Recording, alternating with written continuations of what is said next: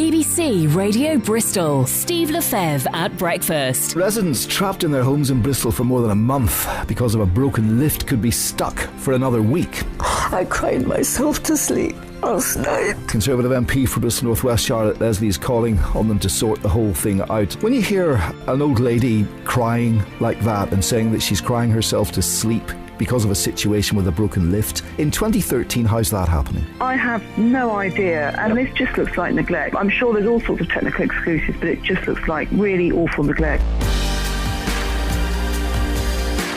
The latest bit of anger, this is prayer tax. I mean, you've got problems with businesses, with mosques. It was a political invention, this prayer tax. We're working very closely with all the faiths. And people saying, making their voices heard, and they were quite angry last night. Also angry that you weren't there. I know you can't be everywhere. I wasn't even asked to be there as far as I know. These Labour councillors and the other councillors, they like being angry because I'm not there when they don't even tell me there's a meeting on. It's just pure politics. Forget it, Steve. What I'm keen on doing is getting this city to work, and I'm not interested in all that silly politics. Well, welcome to the world of politics. I mean, you can't dismiss all councillors like that. But Francine, the bottom line is you had a certain length of time to make a decision. You didn't make it in that time, so the developer says, in that case, let's get an inspector in to make a decision. No, I don't think that's really what's happened. I think that he just thought, I'm not going to get this through anyway. Well, he's actually said that, yes, but isn't that what happened? But it doesn't. You see, other developers don't take that course of action. No, but it doesn't matter. But is that not what happened? You had a time limit, and you exceeded that time limit, and they went past the time limit.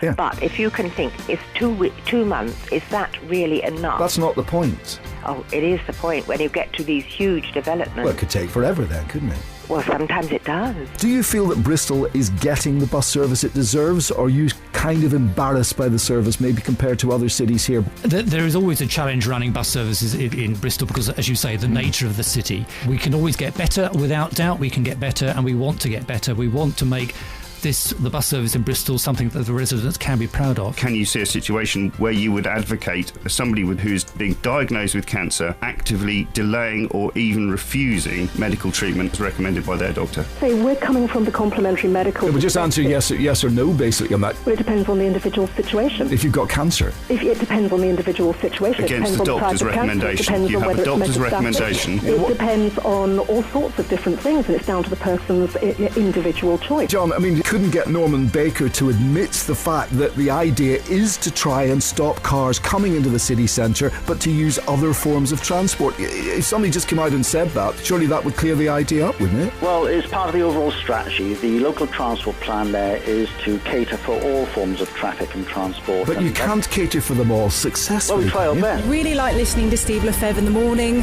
because he's fantastic. He's an amazing interviewer. When he interviews, he's a no-nonsense guy. He's straight to the point. When the person he's interviewing gets off topic or tries to avoid answering the question, he always gets them back on target, says, hold on, that's not what I've asked you. Steve Lefebvre at breakfast. BBC Radio Bristol.